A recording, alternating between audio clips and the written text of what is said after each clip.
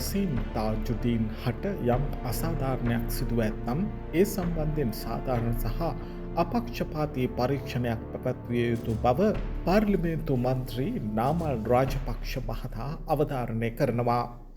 එසේ නොකිරීම වසීම් තාජුදීන්ගේ ආත්මයට සිදු කරන බරපතල අසාධාරණයක් බවද ඒ මහතා පෙන්වා දුන්නා. ඔක්තෝබර් 1 දින පැවති ප්‍රවෘත්ති සාකච්ඡාවකදී මාධ්‍යවේදීන් නැගූ ප්‍රශ්නවලට පිළිතුරු ලබා දෙමින් ඒ මහතා මෙම අදහස් පළ කරනු ලැබුවා.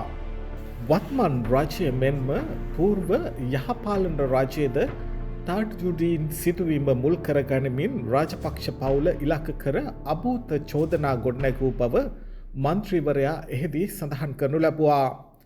මෙම නඩුවට අදාළව නාරාහෙම්පිට පොලිස් ස්ථානාධිපතිවරයාගේ බලහත්කාරයෙන් අසත්‍ය සාක්ෂි ලබා ගැනීමට එකල නිලධාරීන් ක්‍රියා කළ බවත් එම නිලධාරීන්ම අද දවසේ වත්මන් ආණ්ඩුවේ ඉහළ තනතුරු හොබවන බවත් රාජපක්ෂ මහතා චෝදනා කරනු ලැබුවා.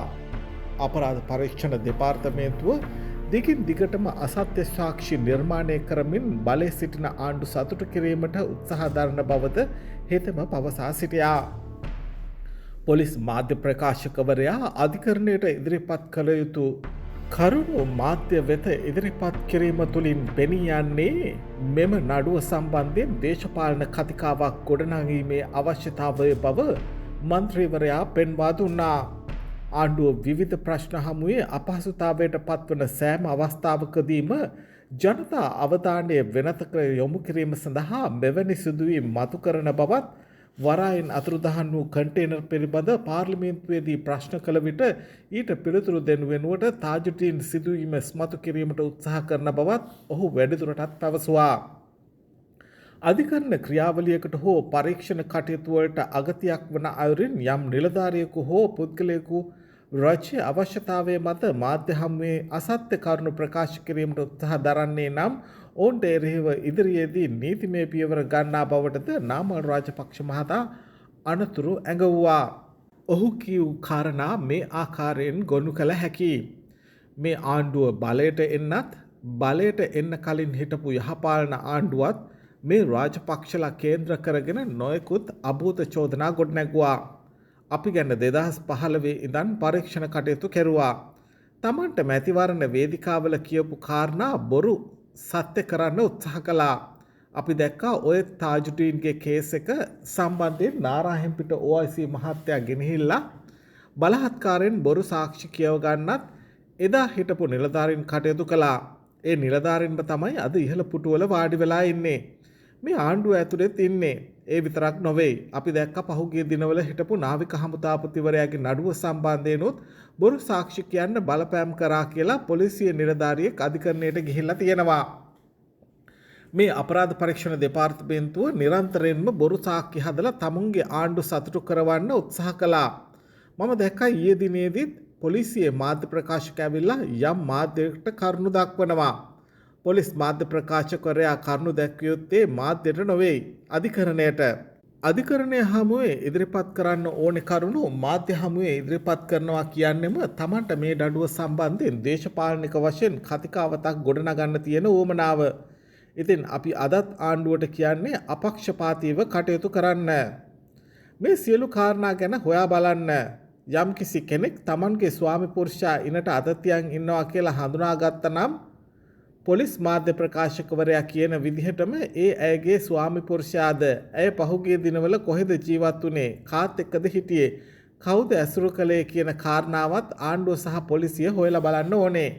ඒ වගේම තමයි මේ තාජුදීන් සම්බන්ධයෙන් Tamanගේ දේශපාලන වේදිකාවල නිර්මාණය කරන්න මහන්සි වෙන්නේ නැතුව ඔහු යම්කිසි අසාධාරණයකට ලක් වෙලා තියෙනවා නම් ඒ පිළිබඳව පරීක්ෂණයක් සාධාරණව අපක්ෂපාතීව කරන්න. එහෙම නැත්නම් මේ ආණ්ඩුව කරන්නේ ඔහුගේ ආත්මයටත් කරන ලොකු අසාධාරණයක්. යම් අයගේ පෞද්ගලික හේතු කාරණා ඉෂ්ට කරගන්න ආණ්ඩුවේ දේශපාලන වාසිය සහ ආණ්ඩුවේ දේශපාලන අවස්ථාව ඉෂ්ට කරගන්න පහුගිය කාලේ අයිස් සතියක් තිබ්බා. රනිල් සතිය තිබ්බා. දැන් ඇවිල්ලා තියෙන්නේ තාජුදීන්ගේ සතිය. ඉදිරි කාල සීමාවෙදී මොන සති මේ ආණ්ඩුවෙන් එළියට ගෙනෙයිද දන්නේ නැහැ. අපි කියන්නේ ආණ්ඩුවට කරුණා කරලා මේ පරීක්ෂණ කටයුතු අපක්ෂපාතීව කරන්න. ආණ්ඩුව අපි ගමින් ගමට යනකොට ගම් වලට ගිහින් ජනතාව එක්ක ඒකරාශී වෙනකොට ආණ්ඩුව කියපු බොරු රොකට් එක සම්බන්ධයෙන් බොරු කිව්වේ ආණ්ඩුව විපක්ෂයේ ඉන්න කාලේ අපි නෙමෙයි.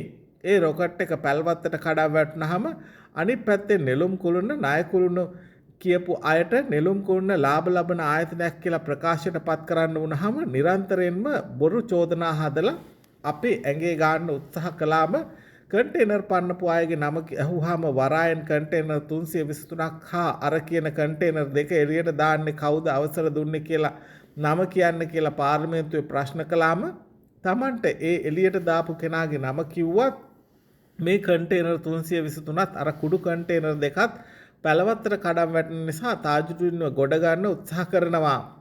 ආණ්ඩුව නිරන්තරයෙන්ම තමන්ගේ ප්‍රශ්න කරන අවස්ථාවේදී ප්‍රශ්න වලට උත්තර නැති වෙනකොට ඒ ප්‍රශ්න යට ගහන්න ජනතාවගේ මතය වෙන පැත්තකට හරවන්න උත්සාහ කරනවා. අපි ආණ්ඩුවට කියනවා කරුණා කරලා අපක්ෂපාතීව පරීක්ෂණ කරන්න. සාධාරණ පරීක්ෂණයක් කරන්න. ඒ වගේම තමයි මේ පොලිසියේ මාධ්‍ය ප්‍රකාශකවරයා වෙන්න පුළුවන් යම් කිසි වෙන පුද්ගලයෙක් වෙන්න පුළුවන් ආණ්ඩුවේ උවමනාව මත මාධ්‍යට ඇවිල්ලා බොරු කරුණු දක්වන්න උත්සාහ කෙරුවොත් තින් අධිකරණ ක්‍රියාදාමයක හෝ පරීක්ෂණ කටයුතු වලට අගතියට පත්වන විදිහට Tamanගේ ප්‍රකාශන කටයුතු කරන්න ලෑස්ති වෙනවා නම් ඒ පිළිබඳවත් අපි ඉදිරියේදී නීතිය ක්‍රියාත්මක කරනවා.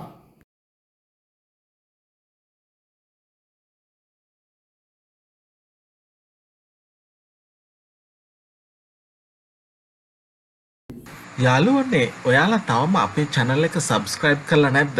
එහෙනම් subscribe button එක ඔබලා subscribe කරන්න. සීනුව සලකුණ ඔබලා දිනපතා අපගේ නව වීඩියෝ බලන්නත් ඔබට අවස්ථාව තියෙනවා.